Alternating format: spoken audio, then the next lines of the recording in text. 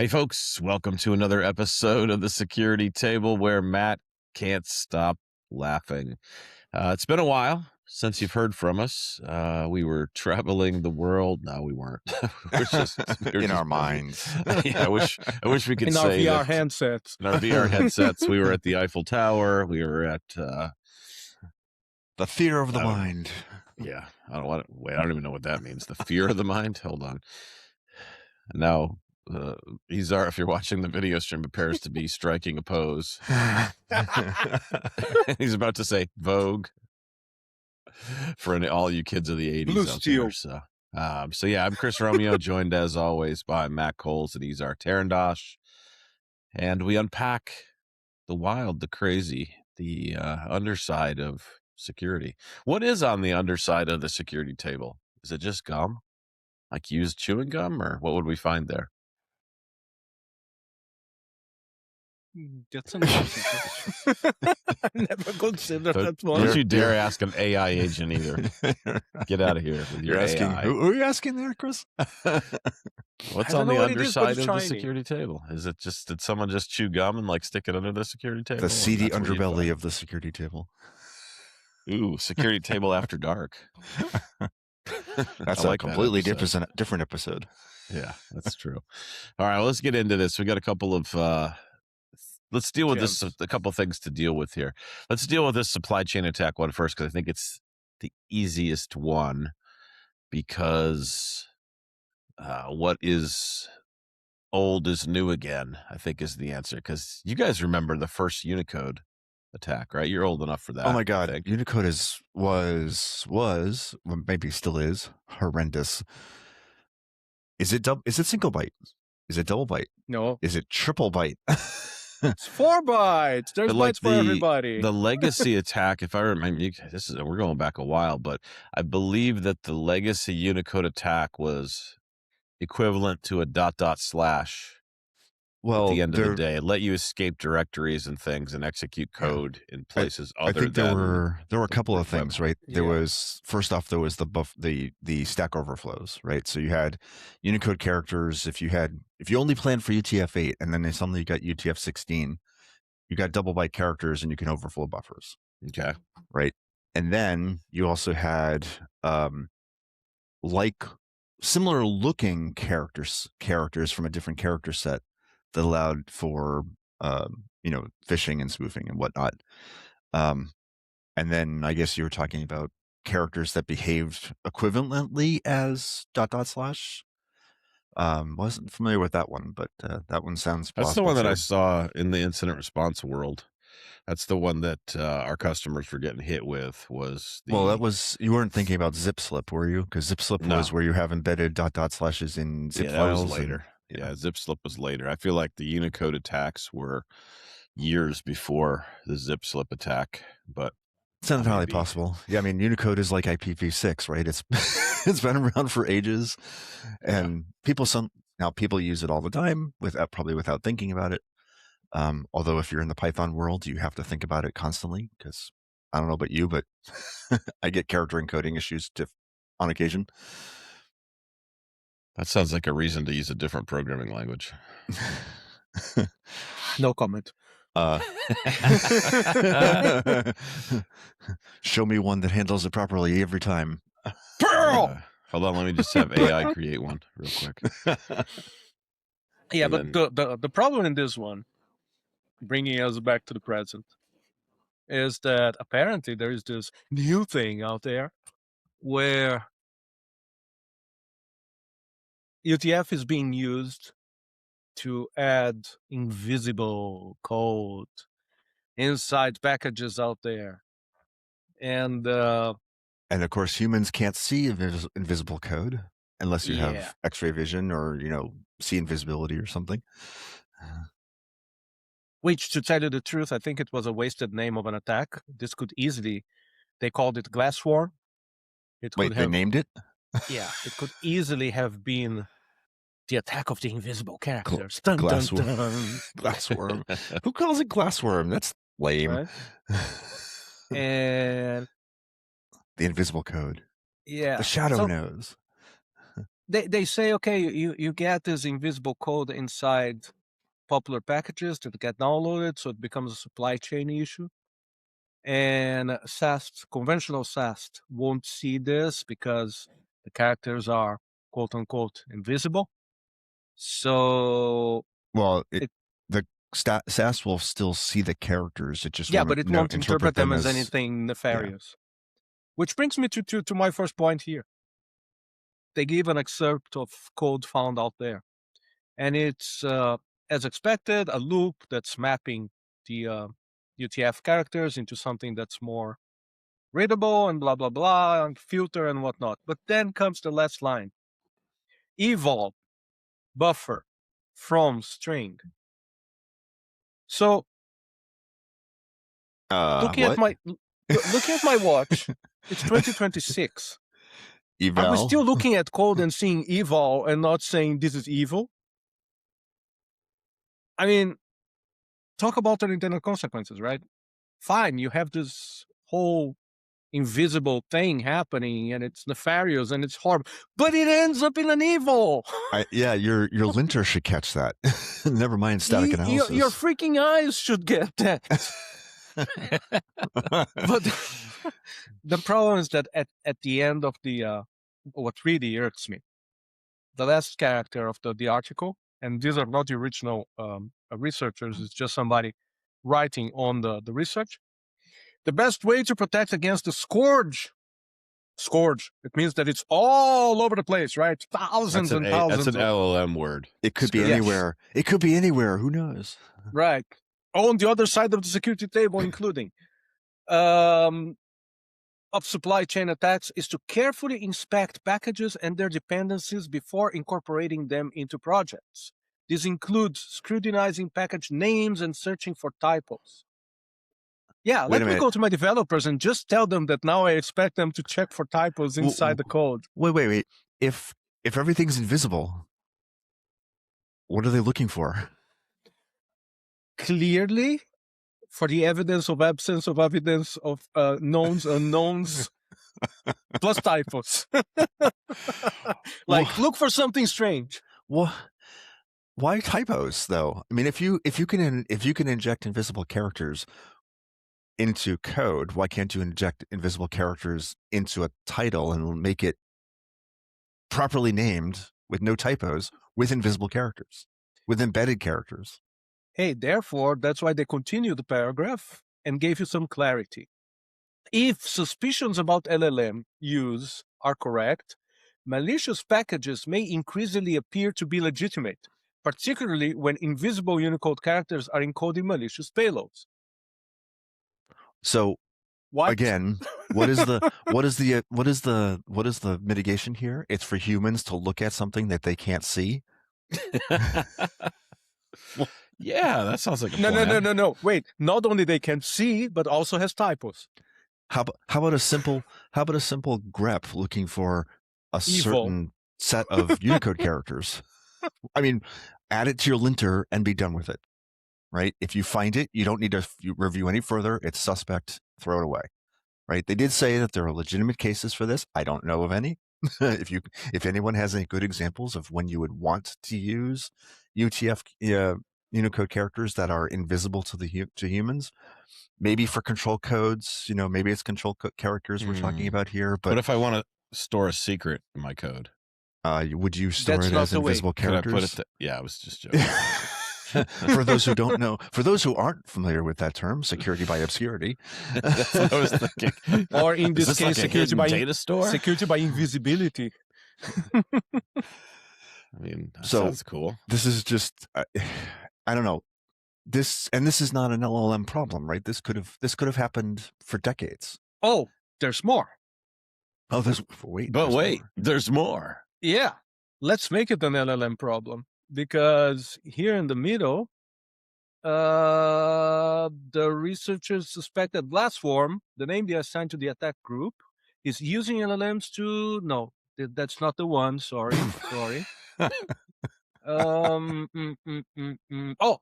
the invisible Unicode characters were devised decades ago and then largely forgotten, as they should have been, or actually as they shouldn't have been devised. That is until 2024, when hackers began using the characters to conceal malicious prompts fed to AI engines. While the text was invisible to humans and text scanners, LLMs had little trouble reading them and following the malicious instructions they conveyed. So wait, it's not white text on white background anymore? Yeah, but, you know, I'm a bit confused here, because even then, if you're using these invisible characters, it's not an A, B, C that's invisible. It's a bunch of characters that are not represented, like visually. But there's a tale between us. A tale of two Okay. cities. It was Is the that best Nessie? of times. It was the worst of times. That's Nessie, the cat from Loch Ness. At least it's not. Okay, if you're not watching this, Matt has just been invaded by a tail of a cat. Okay, cat gone. He'll be back, I'm sure. He'll be back. He'll be back. So, how does the LLM actually interpret these Unicode characters as a bad prompt, if their only meaning is being in a range that's not visually represented? I'm confused here. Well, also, I mean, we know how LLMs tokenize. We know that LLMs tokenize strings. And Yep. so does the tokenization actually catch the individual characters enough to convey meaning? I guess, an interesting experiment. You could ask an LLM to produce sentences with invisible Unicode characters. It knows the entire character set, right? And it should be able to identify those things. Like, show me, tell me which books have this string in it. Now you're using an LLM as a grep engine to look for. Show me all the unrepresented. code package. I'm looking for a piece of code because I want to use it. Show me all the code packages that have this construct. I don't think that would work. I don't think it will work well because it may just invent them. It probably would, but anyway, it would try and use a tool to go and search the web. It wouldn't look inside its own model and see what representations do I have in here. What if you told it not to? What if you told it not to? Still, it would probably just invent something, because I don't think that that's how the query bit works. You can't. I don't know. It can remember it's a prediction engine, right? So it won't do it reliably. That goes without saying. It won't do anything reliably or repeatably. Maybe reliably is probably the wrong word. Repeatably is the. You can't rely on the consistency of the result. Right. It will do things reliably, but what you get out of it is not reliable. Someday we should have a talk. We should have a chat about rule-based versus LLM-based processing, given the non-determinism and how that affects security. Well, we could just bring that down to LLM-based threat modeling and rule-based threat modeling, and one of them is always going to give you the same result given the same input. The other one, your threats may vary. But it would be interesting to me to know how many constraints and how effective they would be if you would try and make the LLM-based one act as if it would always give you the same thing. Isn't that what RAG is for? Validate your results against this data set and only use this data set. No, that's for grounding the space that you're going to answer about. It's saying don't go around and invent stuff or go look for stuff. But so you constrain this data set. Right, but that doesn't guarantee that the resulting threats that you're going to get are going to always be A, B, C. You could get C, B, A. You could get A, D, and B. Right? That's where I would be into. I'm sure that some university out there, probably the guys in Belgium, have already looked at this kind of stuff. And actually, I'm going to look for it as soon as we finish here. But again, those guys do the great work. Huge respect. Who needs invisible characters when you can just pose a different question to Izar and sidetrack? It's shiny. It's shiny. So what do So- we at the end of the day? What do we do with this? Is it just a new class of attack that we got to worry about? Does it? It's a simple fix. Again, just add it to your linter, looking for those Unicode characters. If you find But what are you looking for? What are you scanning for because these are packages.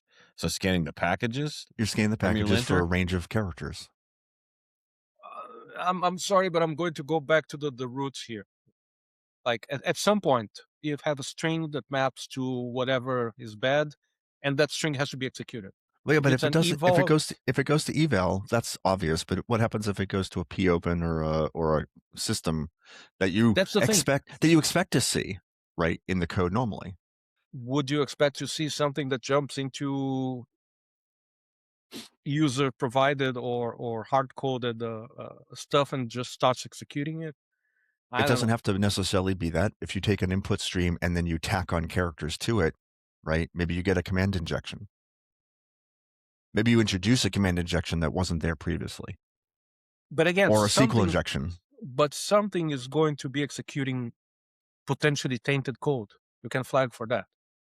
Isn't this ultimately a repo problem? Like, shouldn't the repo just block the upload of a new version of a package that has invisible code in it and call it done? That's one way, of course, but not everybody takes code from repos. But also, well, I think what Chris is saying is, if somebody's going to maliciously inject code into a repo, you can stop it at that point and don't allow it to be introduced, right, in the PR, for instance. I mean, that doesn't stop a legitimate developer, like a maintainer, from introducing code because they might bypass the PR process. Yeah, but if you had some type of check, like I believe that when I upload a new version of a package to a repo, isn't there some scanning that's happening to that package? Some of them, and of course, as we well know, different kinds and levels of scanning. But I think that these guys are saying that SAST usually doesn't see it. Yeah, static analysis tools see only white space or blank lines. So the scanner might not even. Wait, whoa, hold on. The SAST tools are not looking at what gets rendered. The SAST tools are looking at what bits exist. Exactly. And so, as long as you're they're not being doubly encoded in a way that the scanner can't unpack them, right? So scanners won't go into base64 encoded because usually those are strings that it doesn't need to look at. If that's a code block, if that's an executable code block, then that's a problem, right? The scanners should be fixed for that. Again, a linter, right? And a linter, you could then look for variations or variants, right? And forget, so linters are just basically grep, right? They're basically looking for string patterns, regexes. I'm not saying any of these are universally perfect, but they get you to a place where at least maybe you flag suspicious things, right? So we're basically doomed. We're doomed. We're doomed. No, because the next line, it says, to a JavaScript interpreter, the code points translate into executable code. What's ringing in my head is that you can't have it both ways. You can't have SAST ignoring it as white space and JavaScript looking at it and seeing executable code. Yeah. Because you're missing a mapping in here. And that mapping is going to get a string, transform it into something that can actually be interpreted. That's the point of an interpreter. You can't have an interpreter that doesn't interpret. So that's an interesting question. So they're using JavaScript, which is an interpreted language, right? How does this multi-byte Unicode get compiled? If you mix character sets in as executable, as compilable and linkable executable code, does the compiler actually handle that properly? Look, it's beyond that. No, it's beyond that. It's beyond that. Because, I mean, if you try this in C, are you doomed? No, I mean, it may not work, period. No, it doesn't matter. It doesn't matter because whatever you create that is not part of the language syntax is going to get flagged by whatever is compiling and interpreting it because it's not part of the language syntax.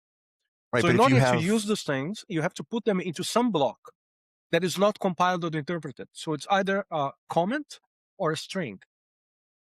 If it is a comment, compilers will drop comments unless you explicitly tell them, and I don't even remember if that's possible nowadays. if you don't strip, well, you can, compiled languages I think will always strip comments. Yeah. Right, it's symbols and things that you may have And left in. strings, I'm sorry, the language is just doing what the language is supposed to do, and it doesn't care about what's inside the strings. It's just bytes for it. It just puts Doesn't in the matter data block, Yeah, right? I mean, it doesn't matter if it's multi-byte or whatever. That's in the construct of the in the format of the bytes, not in the fact that there are bytes in there. right. And so then you have So a reader for those bytes that would have to be multi-byte aware. exactly, but then it brings back to my initial point. You had a mass of bytes in there. It didn't get compiled. It didn't get interpreted. It got remapped into something that can be executed. And then you have some jump, some entry point, something that makes that thing be executed. And that's where you can flag the whole thing. So unless you have a package that, as you said, expects to see evals of strings, in which case you shouldn't be using that package because, frankly, that's stupid. So Never mind any control codes whatsoever. no, I mean, I'm just. It looks like a very interesting academic exercise. It's almost like, I don't know, can we call this steganography for executables? But beyond that, I the wonder tools should be there to catch it. I wonder though if there is a legitimate use for this, if you think about things like memory constraints code, right? Where you're looking at embedded code or firmware. Is it memory efficient for these Unicode characters to exist? They're probably multi-byte characters, so you're already losing space there. But if you can encode particular pieces of data of information that way, it might be actually valuable. I would have to have a good use case for it because, again, it seems to me like you're putting simple bytes into multi-bytes. You're already losing space, Yeah. and it's probably not going to compress nicely. So why go up when we want to go down?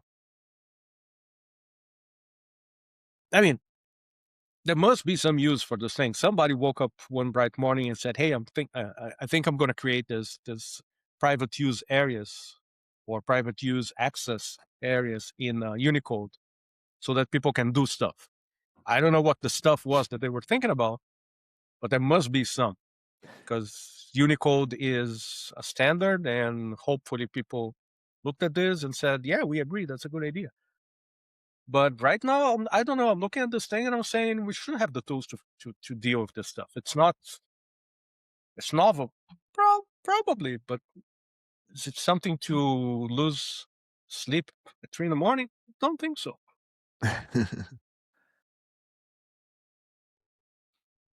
You would want to check. So You would want to check with your code linters and your SAST tools to see if they're finding these and then update them if they're not. yeah, definitely. You're gonna love the reason why these things exist. Why? Corporate Well, icon fonts. Companies frequently store custom icons and PUA code points, private use areas. Apple But the logo article and says this is vendor not symbol. these aren't in a private use area code block. I thought they said it was. No, it yeah, says no, they are. Well, no, it says The- the code prints in question are actually not in any of the Unicode private use areas, despite what the article suggests. okay, this is a very confusing article. So this is the Ars Technica article talking about this. So they interpreted it as non-private use. Wait, maybe the article has conflicting viewpoints because I'm reading the invisible code is rendered with private use areas, sometimes called private use access, which are ranges in Unicode for special characters.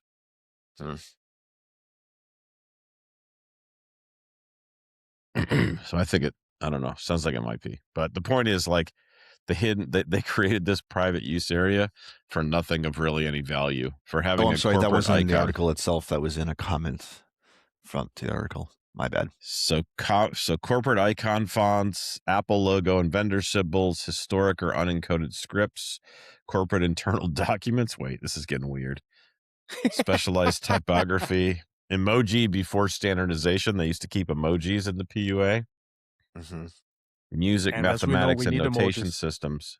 So, like, it basically exists for no real reason of any legitimate. No, it exists for a value. legitimate reason. The legitimate reason is we didn't think of everything, and so we need a place to put other things that we didn't think of yet. Well, apparently now it was given a legitimate reason. Yes, it's hacking code now.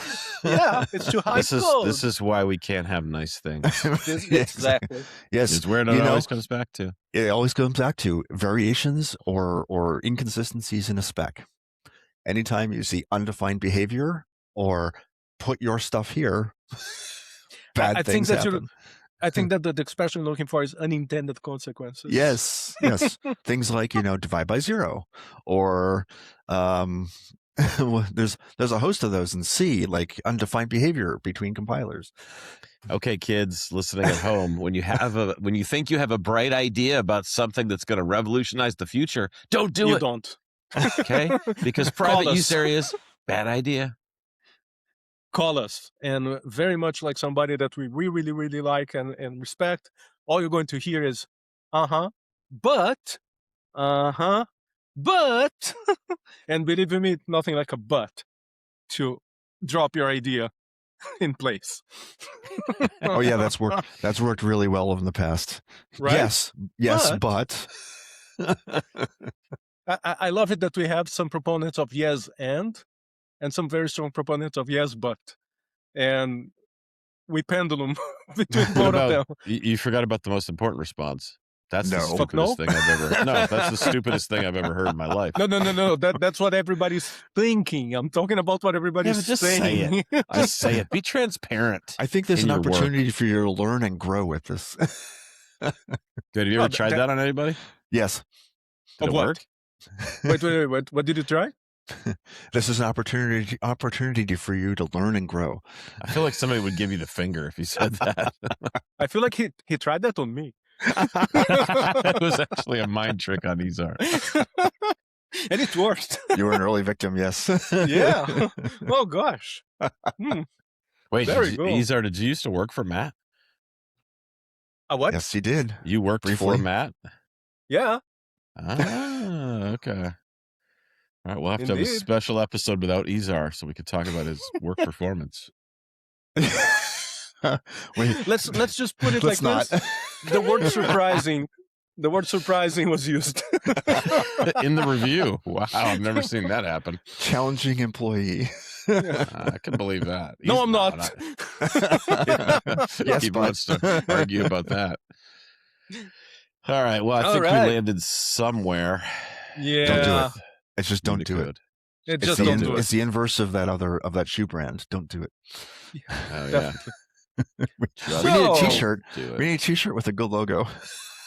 Just don't do it. Just don't do it. Oh wait, let me write that down. That's clever. That's clever. That's actually on. It goes together with my just because you can't doesn't mean your AI should. Yeah, that's true. Well, apparently that goes for Unicode, invisible Unicode characters. Yeah, nobody will get that on a shirt. That's too. If you put a constant string with quotes with missing characters. No, just here you go. Put the invisible Unicode characters in the string. They'll never see him coming. They'll never see it coming. I'm sorry, but I'm thinking about what you don't know about can hurt you. I'm sorry, but I'm thinking about the logo of a very, very well-known agent maker. You don't need to take notes. Is now recorded for posterity here in this podcast. Yeah, but if we were supposed to hit record. I'm old. It's been a while, I know, but I'm still thinking about my social media manager is Dev No. Is that a good one or not? It doesn't really make sense. Think so. Because you wouldn't have any posts. Yeah. Wouldn't that explain a lot?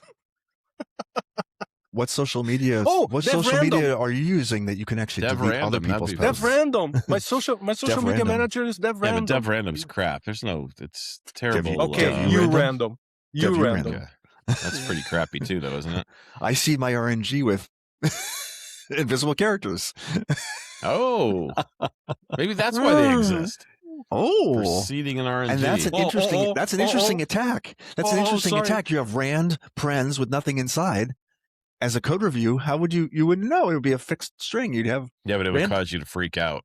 I'm sorry, Not you just skip it. missed a really, really good T-shirt here. I see invisible characters.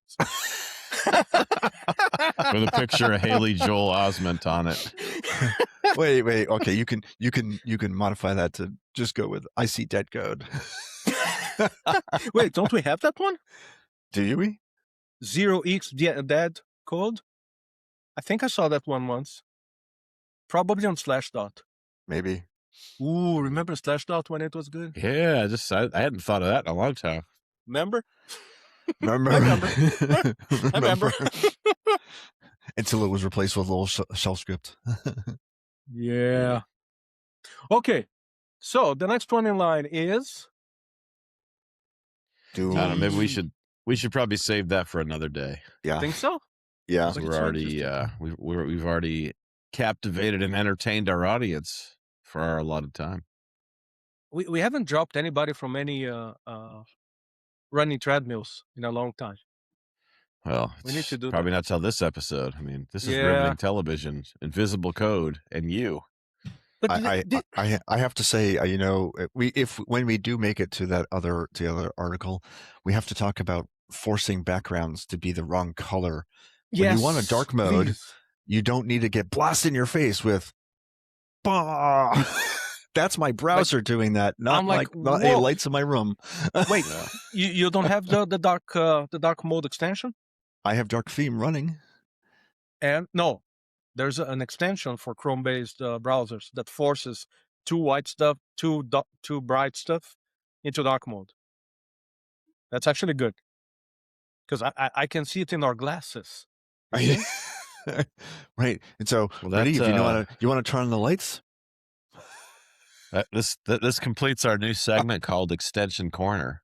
Izar provides a recommendation on a Chrome-based extension that you think that you really need to look at. Session All right, Buddy. folks. Extension Buddy, I like that right there. That's Session a good Buddy name. is the only one.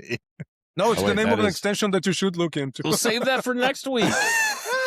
There's a Now bunch. he doubled up Extension Corner. We don't have anything else to talk about next week. The Oh, first wow. two ones are free. Well, we had that's a good. third, but we couldn't see it. That's the drug dealer method of Extension Buddy or Extension Corner. Is where you The hidden give it away extension. free and see who comes back for more. This So. is the invisible extension. Yeah. All right, folks. Welcome. I've been away from this for a long time. Welcome to it. Now we're actually going to start. No, Welcome thanks for to the joining end. us on the Oh, security now table. you're going to hit record. Great. Yeah, we're. I promise next episode we will be just as irreverent and unprofessional as we were in this. But wait. There's more. We're approaching the 100. We need ideas from our Our 6 or public, 7 from listeners. our audience, Well, from our folks in subscribers. Australia, maybe they can get together Yeah, for from a watch folks in party. Australia. On what For a they watch want to party, see on the It's not ultimately. that 100. big of a conference. Oh, and that reminds me.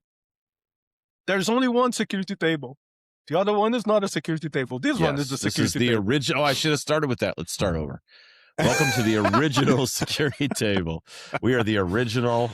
I had this idea 5-6 years ago for the security table because somebody else started a podcast called The Table. And I was like, that's kind of a cool idea. Just a few people sitting around having a conversation in this kind of So you virtual see table. that's how things happen. Somebody has an idea. It's a good idea. You build on that idea. You don't go, oh, those guys have a security table. That's a great idea. I'm going to start a security table. That's not how it works. So we're It evolves. officially feuding with the other morning show. Let's send a bunch of pizzas to their house. Me mateys. Do all kinds of wacky morning show things.